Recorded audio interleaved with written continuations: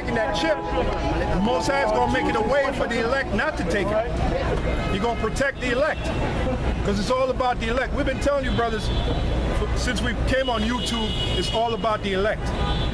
I know you from somewhere, right? You're a newscaster? Yeah, he's from the news. What is it? You know about us. Are you Jew? Are you a Jewish? Are you Jewish? What are you? Italian? Christian. Oh, really? What does the word Christian mean? No, someone who follows Christ. Okay, good. He says someone who follows Christ. You're talking about the Christ in the Bible? I think so, yeah. Okay, what color is that Christ? No idea. No idea. So you don't read the Bible? Yeah, I've read the whole thing, actually. You read the whole Bible? Yes, I did. So then you would know the color of Christ. I don't remember that being mentioned. I may have missed it. Give me that. Since he missed it, we're going to refresh his memory. Since he read the whole Bible. Revelation chapter 1, verse 13. And in the midst of the 7 candlesticks, one like unto the Son of Man, clothed with a garment down to the foot. That's John the Revelator seeing a vision of the Lord coming down from heaven. Clothed with the garment down to the foot, and girded about the neck with the golden girdle.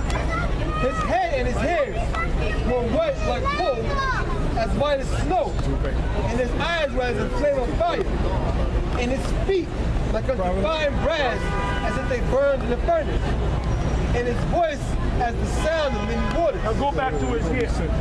His head and his hairs were white like wool. What does it mean by his head and his hairs were white like wool? What do you think?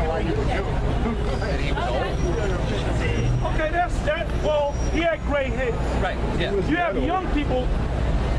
There's this girl I know I grew up with.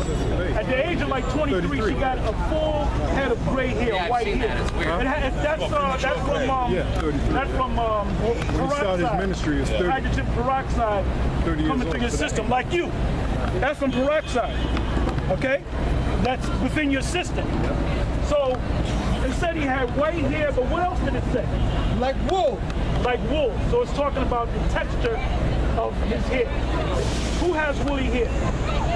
You don't know who has woolly hair? Come on. Does this hair look? Hold on, wait on. This is the perfect example. Does this hair look woolly to you? Yeah. Okay, good. So what would you say when you read that all over again? Read it again. His head and his hairs were white like wool. Meaning his head and his hairs, the hairs on his face because they wore beards because that was pursuant to the law, Right. and the hair on the top of his head was also white and woolly.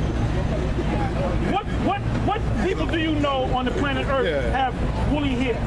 Africans. Okay, good. So you're saying that the blacks in this country, the so-called Negroes, are you saying that they're Africans? Descent. No, they're Americans, but so-called. But are you saying that the so-called the Negroes, the African Americans, Right. all right, are you saying that they descend from Africa? Yes. Okay, now listen. Egypt again. This is Moses speaking to the children of Israel in the wilderness. And basically, when you read the whole chapter, the first 15 verses goes into the blessing that Israel will receive. Right. All right? From the 16th verse to the end, it talks about the curses that they will receive. Yes. So we're reading about the curses. And this is one of the main curses that was going to befall the children of Israel. There was another one. Go ahead. And the Lord shall bring thee into Egypt again with ships, by the way whereof I spake unto thee. Thou shalt see it no more again. And there you shall be sold unto your enemies for bondmen and bondwomen, and no man shall buy you. Now, the children of Israel were born as a nation in Egypt. There's no record of the Israelites or the children of Israel, us, going back into Egypt, going into slavery again. So it's got to be talking about another Egypt. Give me Revelation 11. Revelation 11 and 8. Revelation 11 and 8. And their dead bodies shall lie in the street of the great city, which spiritually is called Sodom and Egypt. Which spiritually is called Sodom and Egypt. Because this is referring to America when you go precept upon precept. Because America is mentioned in the Bible several times. It's known as Babylon the Great, or the daughter of Babylon. It's also known as Assyria, spiritual Assyria, spiritual Babylon. It's also known as Egypt and Sodom. When you look up the word Sodom, what comes to your mind? When you think of the word Sodom, Chelsea. okay,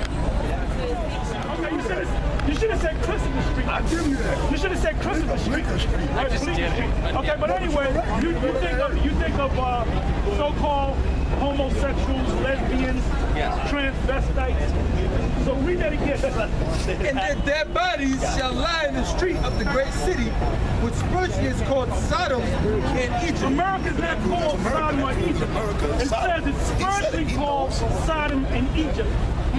The word Sodom, like I said, the first thing that came to his mind was Chelsea. Yeah. All right? On the dollar bill, the official language of the United States is what? English, right? It's not the official, but it's practical. Everything's written in English in America. Yeah, it is. Okay? Yep. When you want to register a car, they give you an application in English, Yes. not in Swahili or Russian. All right. This is the so-called American dollar bill. It's nothing but a Federal Reserve note. If you look, I don't know how good your eyes are. What does it say? Something in Latin that I can't pronounce. I knew it. Whoever this. Yes. What does it say on the bottom? Get that. Hey, Zaquan. Tell him to get the martial law sign up. It has that on What it. does Norvis do? Look at the picture. You seen the It picture means of new. Elvis? It means new. Right? Like you can pass it. Order means order in the Latin. Yeah. The Torah means sector. That's what Elvis is Another one. Hey, Sean. Oh, the chip. The chip one. The chip sign. in the Eagles. The chip. Yes. The chip sign has it. Yeah, the chip, yeah, that has it. Right there. Good. What does he put out of many one? This guy, the so-called great president, the father of our country. I'm talking about Obama. I'm not talking about him. I'm talking about Obama. He's our new father, right? Right. Being he's a black man. When he passed, I guess they call it overtime. Don't ask, don't tell. He said, when he made that speech, he said, for we are not a nation of don't ask, don't tell. He said, we are a nation out of many one. And what he said in English was, the pluribus unum. Yes. Why would he say that? I don't guess it's like the national motto, sort of. But it's in Latin. Yeah, good point. It's in Latin. Why is everything written in Latin if the official language of the United States of America is English? Because this is the Roman Empire all over again. This is the Roman Empire coming back. I'll use the word that's reincarnated. Is that good or bad? Well, it's good for